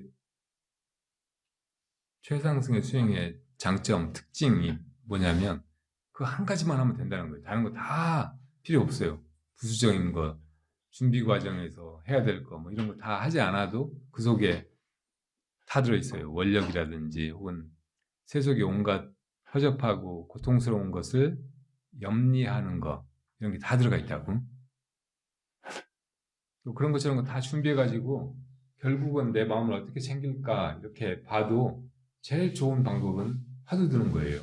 아까 말한 사마타 위파사나 이 두 가지를 같이 챙기려고 하면 번다 하거든요. 잘 안 돼. 근데 스승이 뭘 물어가지고 대답 못 해가지고 궁금증이 계속 일어나는 거예요. 이건 내가 어떻게 하려고 하지 않아도 그냥 그렇게 내버리는 거예요. 이게 제일 쉬우면서도 제일 강력하고 효과적인 방법이라고. 그러니까 화두만 제대로 들 수 있으면 다른 거 그냥 문제 삼지 마요. 그러거나 말거나, 너 그러거나 말거나 나는 화두만 든다 이렇게 생각하고 남편이 어떻게 나와도 혹은 내가 거기 어떻게 반응하고 어떤 식으로 막 당하고 상처 입고 막 그런다고 느껴져도 지금 뭐가 이 상처를 입지? 뭐가 이렇게 가스라이팅을 당하고 있는 거지? 뭐가 이렇게 저 사람을 싫어하는 거지? 뭐가 이렇게 저 사람한테 벗어나려고 하고 있는 거지? 그때 내 마음을 보고 뭐가 그러고 있는지 이렇게 묻기만 하면 되는 거예요. 그러니까 이게 얼마나 쉬운 방법이에요. 얼마나 분명한 방법이에요. 그러니까 그렇게 해보는 거예요. 오늘 이렇게 독참하러 오셨으니까 이따가 독참하면서 이제 그런 게 이렇게 화두를 해나가고 이렇게 또 공안들을 풀어나가는구나 이런 확신이 들면 다 명료해질 거예요.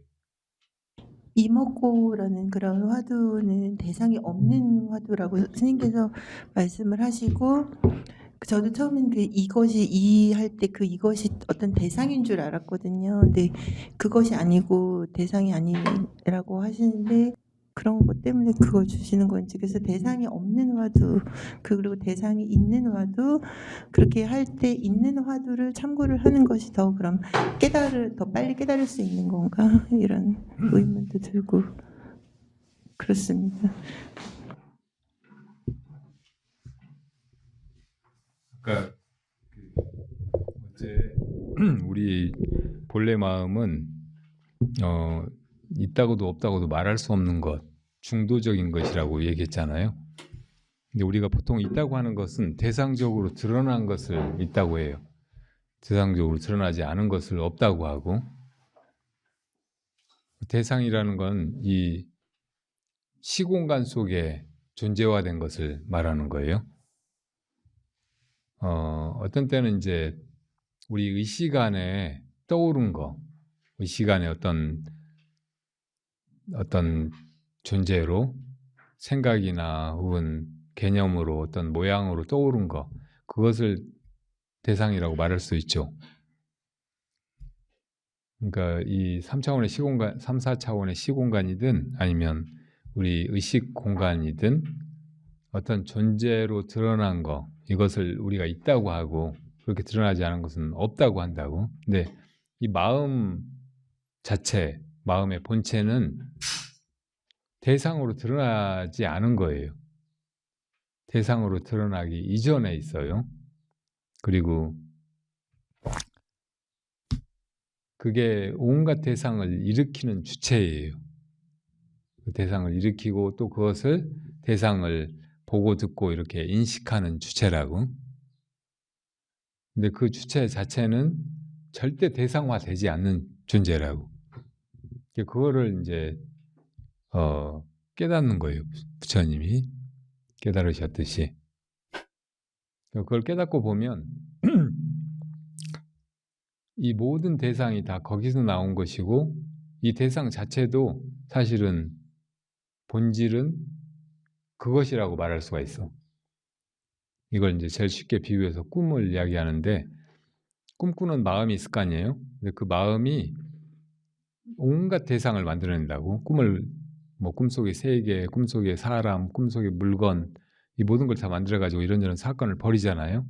근데 그 모든 대상이 본질을 따지고 보면 다 의식이라고, 다 마음이라고. 대상은 실제하는 것이 아니고 사실은 그 자체가 마음인 거예요. 그래서 이제 이 대상에 절대 속하지 않은, 대상화될 수 없는 그 마음을 깨닫고 보면 아, 이것이 이렇게 대상으로 드러났구나. 지금 우리가 이제 꿈속이 아니고 이 현실이라고 생각하는 이 시공간, 이 세계, 이것이 다 마음이 드러난 거로구나. 이것의 본질이 마음이고 마음이 이걸 펼쳐냈구나. 이것을 깨달아 버린단 말이에요.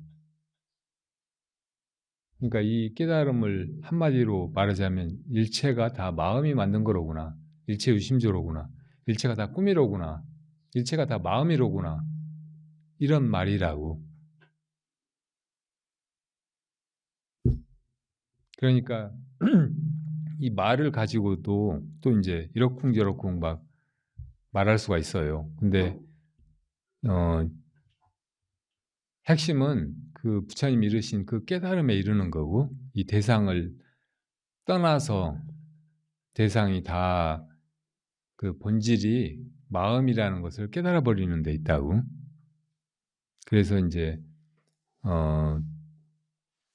예컨대 이 나라고 하는 것도 그 대상이 아닌 그 마음에서 일어난 하나의 개념, 하나의 생각이잖아요.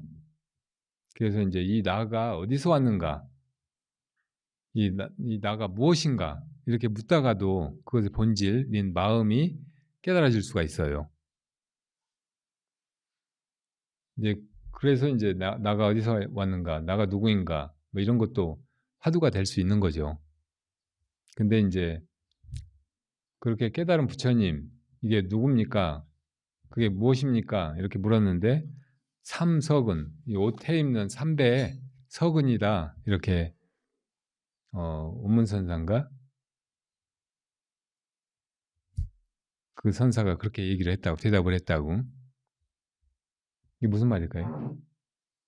지금 내가 설명을 해줘가지고 대충 알 것 같죠? 그러니까 마음이 무엇입니까? 이렇게 물었는데 삼석은이다. 이렇게 대답을 한 거예요.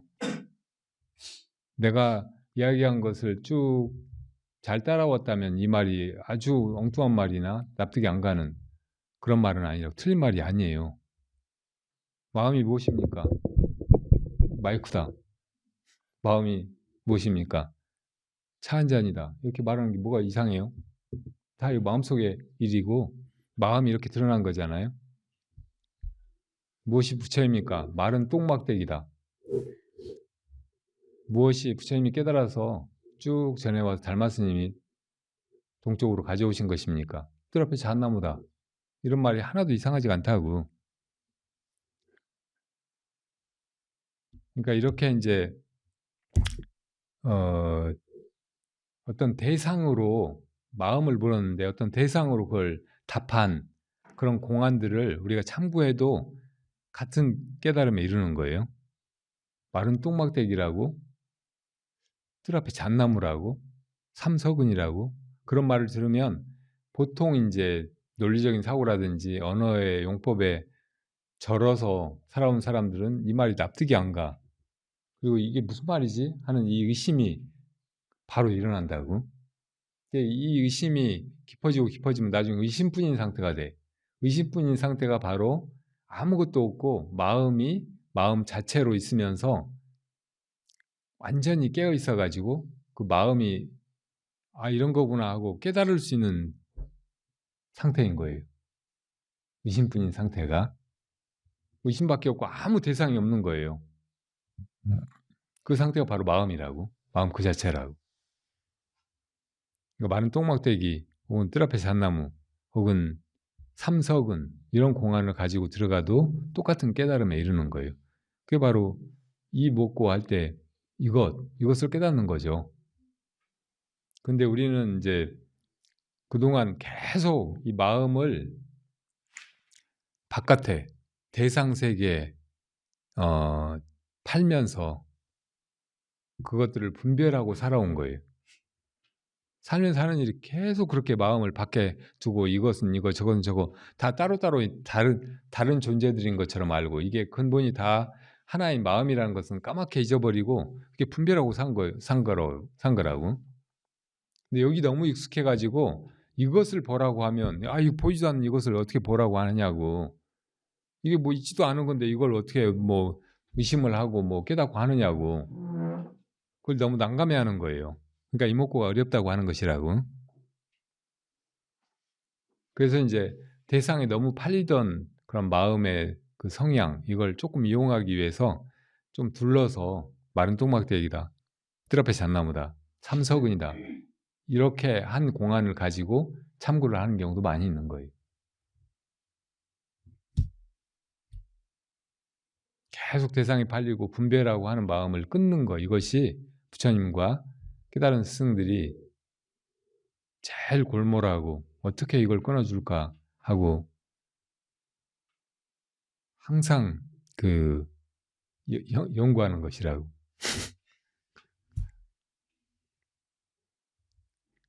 그래서 수많은 공안이 나온 거예요. 1700공안이라고 하지만 선의 역사에 등장하는 공안이 1700개만 있는 게 아니고 1700선사가 있었어요. 전등록에 등장한 송대에 편찬된 전등록. 그러니까 그 전에 선사들만 해도 1700명이나 된다고.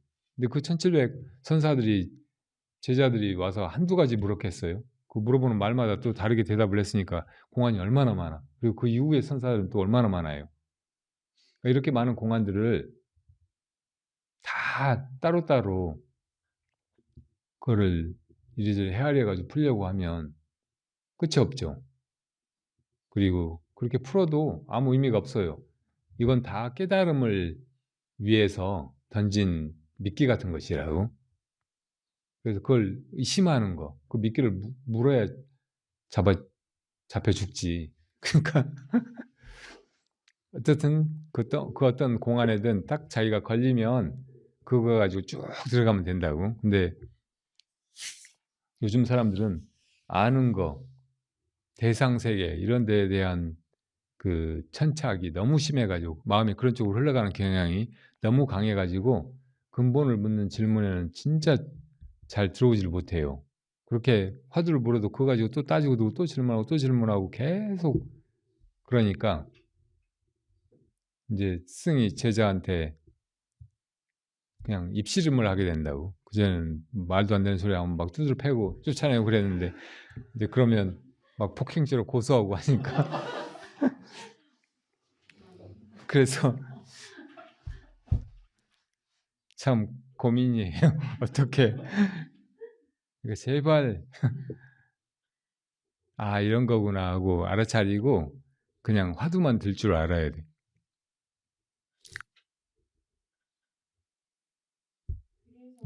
이제 무슨 공안에 독자님이 대답을 못해가지고 거기 막혔는데 온통 그 생각뿐이다. 계속 그것만 궁금하다 하면 그것만 해도 돼요. 근데 막 이제 이거 했다 저거 했다 하다 보면 집중도 잘 안 되고 그러다가 또 이제 안 된다고 생각하면 또 딴 걸 들추고 막 그렇게 마음이 방황하니까 이제 화두를 하나만 들으라고 하고 본창공안을 정해가지고 본창공안을 항상 하고 다른 공안에 의심이 나도 본창공안에 의심에다 때려 붙여가지고 그렇게 본창공안의 의심을 키워가라고 이렇게 이야기를 하는 거예요. 근데 이런 얘기를 듣고 납득이 가는 사람은 무엇이 이렇게 이건 언제나 궁금한 거예요, 사실은. 그리고 우리가 계속 궁금해 왔어, 사실은. 그리고 모든 종교나 세상의 뭐 주장들의 핵심이 뭐냐면 이 모든 걸 뭐가 하고 있느냐잖아요. 이걸 다 신이 하고 있다고 믿는 사람들이 유신론, 뭐 신이 절대자고 창조주고 조물주고 모든 걸 다 섭리하고 있다고 그렇게 믿는 종교에 빠지는 거잖아요. 보이지 않는 세계 모든 게 다 정해져 있어가지고 그대로 되어간다고 이렇게 믿는 사람들이 숙명론에 빠져서 점쟁이들 찾아다니고 미래를 그냥 어떻게 점쳐서 알아맞혀 보려고 하고 미리 알려고 하고 그런 걸로 뭐 액땜을 하고 뭐 고통을 면하려고 한다고. 그 모든 게 다 과학적인 그런 원인이 있어가지고 그런 인과대로 그냥 펼쳐져 나갈 뿐이다. 그리고 그런 인과율은 사람의 생각이나 마음하고 아무 관계없이 물질 세계를 지배하고 그 물질 세계의 움직임이라든지 변화에 의해서 사람의 마음도 파생되고 뭐 이런저런 정신활동이 이루어지는 거다. 이렇게 주장하는 사람들, 요새 이제 과학을 믿는 많은 사람들도 있죠. 그러니까 그 과학도 인과율을 파헤치고 인과율이 근원의 진리라고 믿는 점에서는 불교하고 비슷해요. 근데 이 과학은 역시 대상 세계를 두고 그걸 그 속에서 인과율을 파헤치려고 해온 이 역사가 너무 길어가지고 그걸 보고 있는 마음, 대상을 연구하고 있는 그 연구자의 그 마음, 이걸 보려고 하질 않아요. 그러니까 이 모든 건 다 보는 자 없이 존재할 수 없다. 보이는 이 모든 대상들은 다 보는 자, 보는 그 눈, 마음에 의해서 창조되는 거다. 이렇게 양자역학이 결론을 내렸는데도 자기 마음을 보려고 하지 않아요. 보는 자를 보려고 하지 않는 거예요. 그걸 의심할 줄을 몰라. 그리고 그 결론만 가지고 뭐 어떻게 할 줄 몰라. 아무것도 없어요. 아무 의미도 없어요. 이게 다 마음이 만들었다는 말이잖아요. 부처님하고 말은 똑같은데 부처님과 같은 깨달으면 전혀 접근을 못하는 거예요.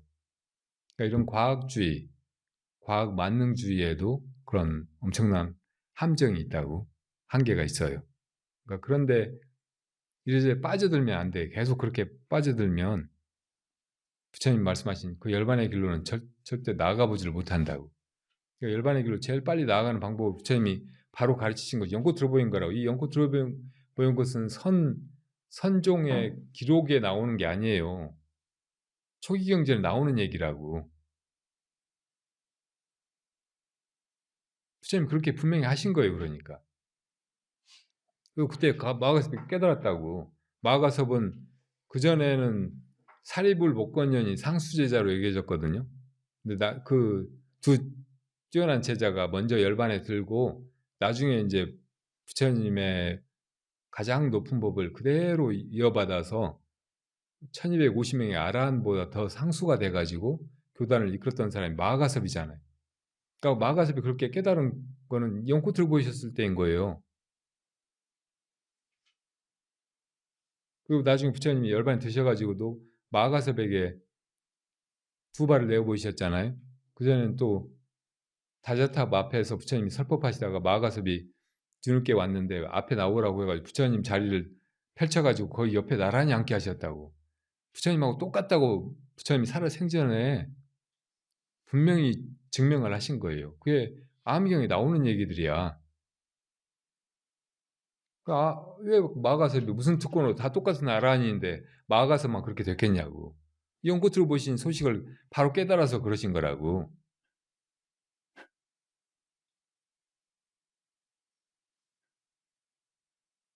그러니까 우리도 그렇게 마가섭처럼 선을 통해서 바로 부처님 깨달으신 그것을 깨달을 수 있다고 믿어야 돼. 이런 사람들이 이제 진짜 최상승의 불제자고 선을 감당할 수 있고 진짜로 자기 마음을 밝혀가지고 그 무엇에도 미혹되거나 두려워하지 않고 또 왔다 갔다 헷갈리지 않고 그리고 천상과 인간의 스승이 되고 또 부처고 조사고 다 후려치고 넘어서는 장부가 될 수 있다고.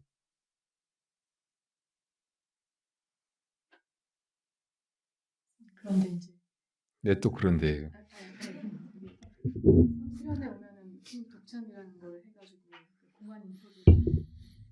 근데 사실 이런 인연이 없어서 공안 인터뷰 이런 거를 전혀 모르는 사람들이 있잖아요.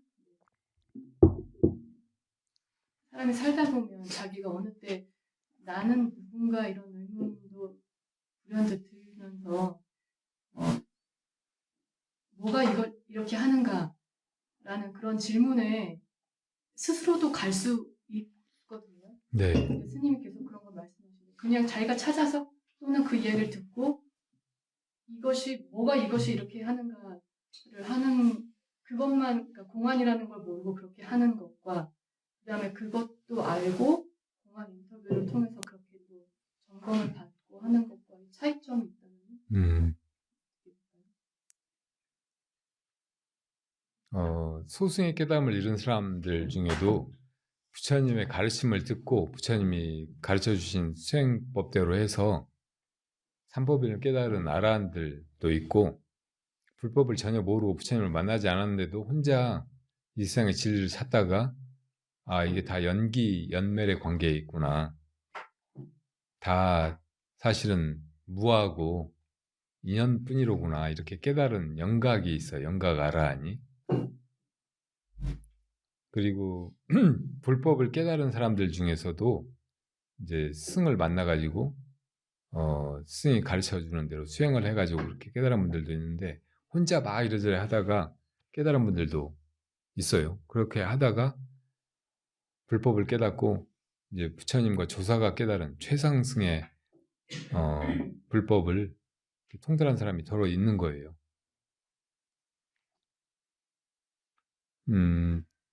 중국에 방거사라는 분이 있었잖아요. 인도에 유마거사가 있듯이. 근데 방거사는 혼자 깨달았어요. 이 세상 다 더덥다고 생각하고 이제 엄청난 부자였는데 재산을 다 팔아서 황금으로 바꿔가지고 그 황금을 배 타고 동종호 가운데로 가가지고 거기다 빠뜨려버리고 와서 가족들한테 나 따라서 산속에 들어가서 땅이나 일구고 입에 풀칠을 하고 수영하면서 살려면 같이 가고 그렇지 않으면 알아서 이 세상 살아라고. 그래서 가족들이 이제 유산을 남겨줘야 세상에 살지 할 수 없이 다 따라가가지고 숲속에서 이제 수영만 하고 살았잖아요. 그래가지고 가족이 다 깨달음을 이뤘다고. 방거사가 나중에 육조 해능 스님을 찾아갔어요. 그래가지고 마조 스님을 찾아가서 마조 스님을 찾아가서 이렇게 물었어요. 만법과 짝하지 않는 자가 무엇입니까? 만법과 짝하지 않는 것이 무엇입니까? 그러니까 만법은 이 대상 세계 천지 만물 이것과 이 안에 이것이 대를 이루고 있잖아요. 세상의 모든 건 다 이것과 대를 이루고 있다고. 근데 우리가 깨달아야 될 그 한 물건 그거는 그냥 혼자도 있는 거예요. 사실은 모든 걸 다 감싸기도 하고 다 포함해버리기도 하고 다 집어삼켜버리기도 하고 하는 그 한 물건이라고. 그러니까 그게 뭐냐고 물어본 거예요. 다 쓸어버리고 하나만 우뚝 있는 이게 뭐냐 이게 물어본 거라고 마조 스님한테. 그러니까 마조 스님이 저 서강의 물을 한 입에 삼켜버리라 그랬다고.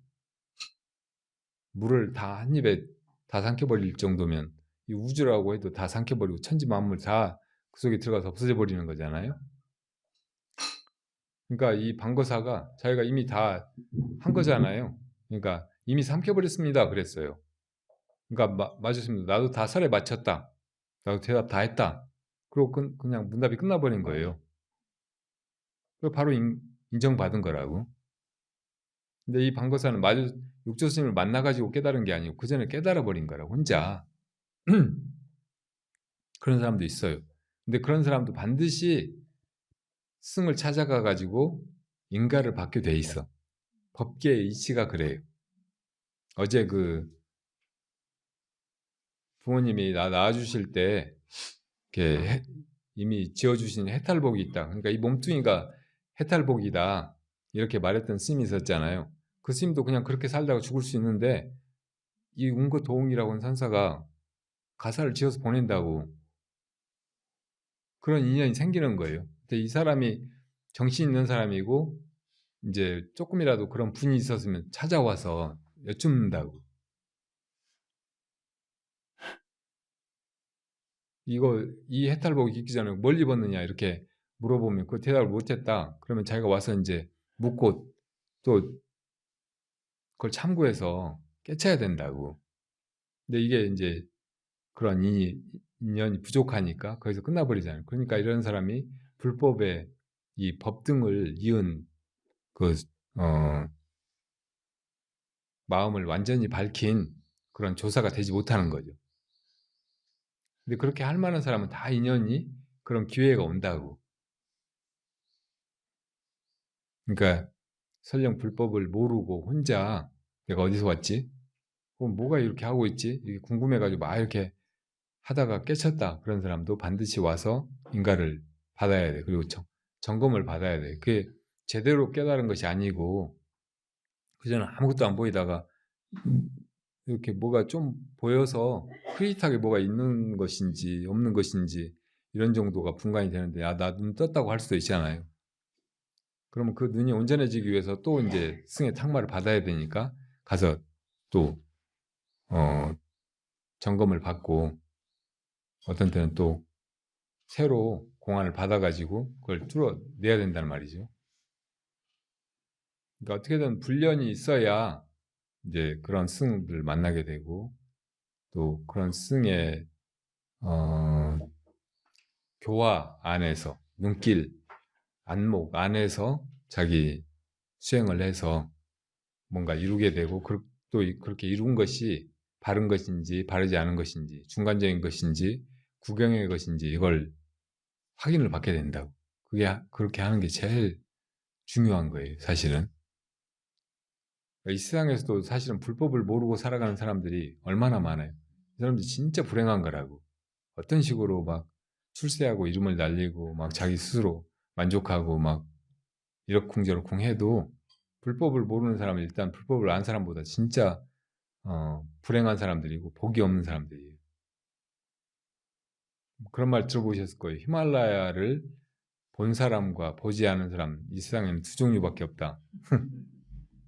근데 또 다르게 이야기하면 히말라야에 올라가 본 사람과 올라가 보지 않은 사람 두 종류밖에 없어요. 또 히말라야 정상까지 올라가 본 사람과 올라가 보지 않은 사람 두 종류밖에 없다고. 그러니까 불법을 안다는 건 그 히말라야의 존재가 있다는 것을 아는 거예요.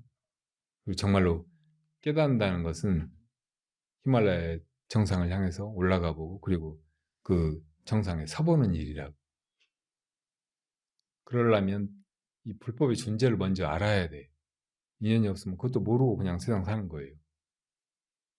그 불법도 소승, 대승, 일불승, 선, 최상승, 선 이것이 있다고. 지금 세계에 뭐 남방의 불교, 티베트 불교, 뭐 또 북방의 선종 불교 막 이런 것들이 있으니까 이게 다 같은 불교인 것 같지만 깊이 들여다보면 분명히 이 위계가 있어요. 그래서 제일 높은 선불교, 일불승의 불교, 그리고 대승불교, 소승불교 이렇게 되어 있다고. 그리고 불교 밖에 온갖 잡다한 사상이나 종교나 주장이나 이런 건 그냥 이루 헤아릴 수 없이 많고. 그러니까 일단 이 불법의 산, 히말라야 이걸 알고 여기로 들어오는 것이 중요하고 그리고 이 전체 얼개를 알아서 이 밑바닥에 있는 이것만 다라고 생각하지 않는 거 이것도 아주 중요해요. 그래서 일단 이 선의 인연이 있고 그런 성근이 있어가지고 이 그런 스승을 만나고 또 그런 그런 지도를 받게 되고 화두 들고 실제로 수행을 하게 되고 그걸 또 깨닫게 되고 그걸 또 인가받게 되고 이렇게 하는 것은 진짜 어마어마한 복이에요. 이 세상에 정말 귀하고 그보다 더한 복이 없는 그런 최상승의 복이라고. 여러분들 그런 복이 있어요, 없어요? 그러니까 이렇게 큰 복을 타고나 가지고 여기까지 왔으면서 막 그걸 또 걷어차고 똥 싸서 뭉개고 막 그러면 되겠어요?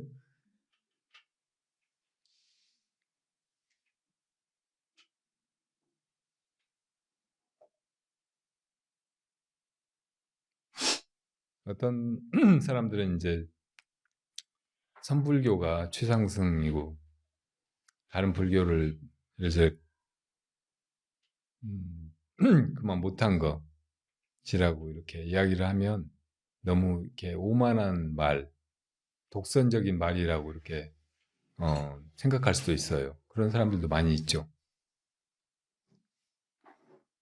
근데 불법을 깊이 들여다보고